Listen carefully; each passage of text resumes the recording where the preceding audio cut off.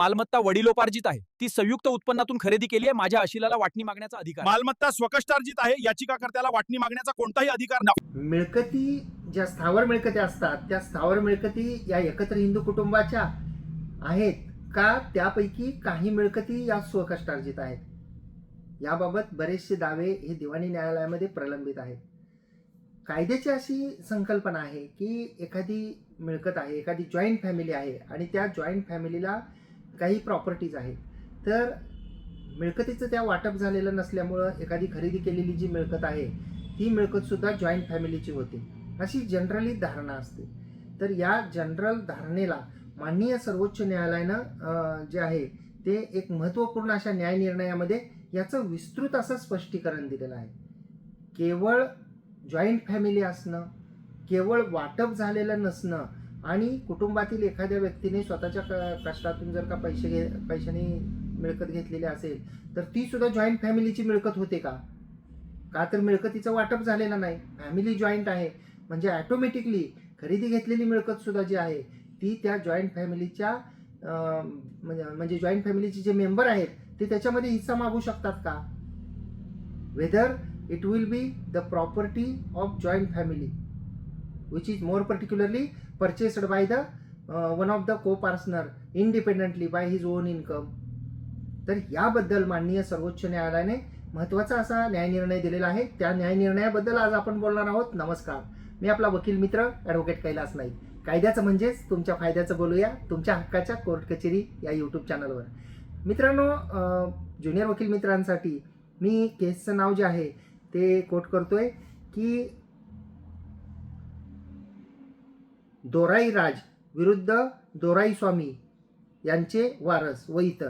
दोराई राज विरुद्ध दोराई स्वामी मयत यांचे वारस व इतर असं केसचं नाव आहे.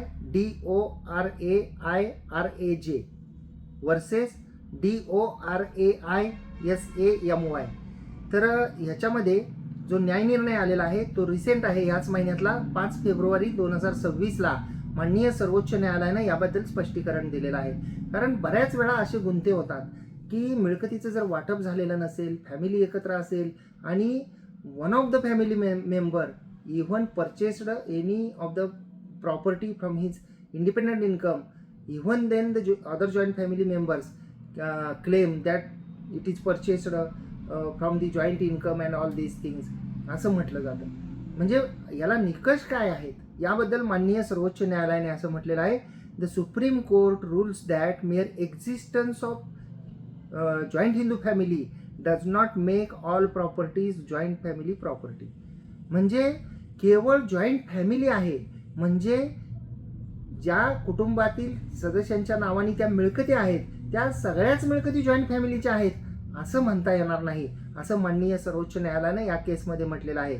आणि the supreme court holds that properties purchased during the subsistence of joint Hindu family are presumed to be joint family property.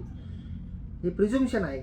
If ancestral income existed unless self acquisition is proved. आणि ह्याच्यामध्ये क्लेरिफिकेशन देताना माननीय सर्वोच्च न्यायालयाने असं म्हटलेलं आहे की the Supreme Court has clarified that merely proving the existence of joint Hindu family does not automatically mean that all properties owned by its members are joint family properties. हा खूप महत्त्वाचा असा मुद्दा आहे. म्हणजे जॉईंट फॅमिलीचं एक्झिस्टन्स आहे म्हणजे जॉईंट फॅमिली आहे याचा अर्थ असा नाही की त्या कुटुंबातील व्यक्तींच्या नावावर असलेल्या प्रत्येक मिळकती या मिळकती त्या संपूर्ण कुटुंबाच्या आहेत असं म्हणता येणार नाही, असं माननीय सर्वोच्च न्यायालयाने म्हटलेलं आहे. हाऊएव्हर, तथापि if it is shown that ancestral properties existed and were generating the income, ही खूप महत्त्वाची गोष्ट आहे, and that new properties were acquired during the continuation of joint family, then the burden shifts on the person claiming that those properties were self-acquired. म्हणजे एकत्र कुटुंब असणं एवढं पुरेसं नाही, एकत्र कुटुंबाला मिळकती आहेत हे सुद्धा पुरेसं नाही. तर काय महत्त्वाचं असलं पाहिजे जेव्हा एक व्यक्ती असं म्हणतो की आमचं एकत्र कुटुंब आहे, एकत्र कुटुंबाची वाढ वडिलांची 10 एकर जमीन आहे आणि एकत्र कुटुंबातील माझा भाऊ, माझे वडील, इतर कोणी असतील तर त्यांनी या मिळकतीच्या आमच्या एकत्र कुटुंबातूनच त्यांच्या स्वतःच्या नावे एक 5 एकर मिळकत घेतलेली आहे. त्यामुळे ह्या 15 एकराचं वाटप झालं पाहिजे, कारण आमची अजून ही जॉईंट फॅमिली आहे आणि आमच्याकडं जॉईंट फॅमिलीच्या प्रॉपर्टी आहेत ज्याचं वाटप झालेलं नाही. तर हे पुरेसं नाही असं माननीय सर्वोच्च न्यायालयाने म्हटलेलं आहे. तर यासाठी कोणती महत्त्वाची गोष्ट, कोणती महत्त्वाची प्री कंडिशन जी आहे ती माननीय सर्वोच्च न्यायालयाने या न्यायनिर्णयामध्ये घातलेली आहे. तर ती जी त्याच्यामध्ये जॉईंट फॅमिली असायला पाहिजे, त्यासोबतच त्या जॉईंट फॅमिलीला प्रॉपर्टीज असल्या पाहिजेत आणि इन ॲडिशन टू दॅट की ज्या प्रॉपर्टीज आहेत त्या प्रॉपर्टीतून उत्पन्न निघत असलं पाहिजे. जर का जॉईंट फॅमिली आहे, जॉईंट फॅमिलीच्या प्रॉपर्टीज आहेत, त्या प्रॉपर्टीमधून पुरेसं उत्पन्न निघतंय आणि त्या उत्पन्नातून जर का एखादी मिळकत खरेदी घेतलेली असेल किंवा उत्पन्न आहे आणि जॉईंट फॅमिलीच्या इतर सदस्यांचं म्हणणं असं आहे की ही जॉईंट फॅमिलीच्या उत्पन्नातून घेतलेली आहे आणि जर का ज्यांच्या नावे मिळकत एखादी स्वतंत्रपणे खरेदी घेतली आहे त्यांचं म्हणणं आहे की स्वतंत्र खरेदी घेतलेली आहे, या सिच्युएशनला जे एखाद्याच्या नावे खरेदी घेतलेल्या मिळकतीमध्ये हक्क जे जे लोक सांगतायत त्यांनी ही गोष्ट सिद्ध करावी असं म्हटलेलं आहे की जॉईंट फॅमिली होती, जॉईंट फॅमिलीच्या प्रॉपर्ट्या होत्या ज्याचं वाटप झालेलं नाही आणि त्या जॉईंट फॅमिलीच्या प्रॉपर्टीमधून पुरेसं उत्पन्न निघत होतं आणि त्या उत्पन्नातून या मिळकती घेतली. या उलट ज्यांचं असं म्हणणं आहे की ही माझी स्वकष्टार्जित आहे तर त्यांनी काय सिद्ध केलं पाहिजे, त्यांचा स्वतंत्र इंडिपेंडंट इन्कम सोर्स जो आहे तो दाखवला पाहिजे. म्हणून इथं असं म्हटलेलं आहे की during continuation of joint family आणि हे इन्कम एक्झिस्ट पाहिजे.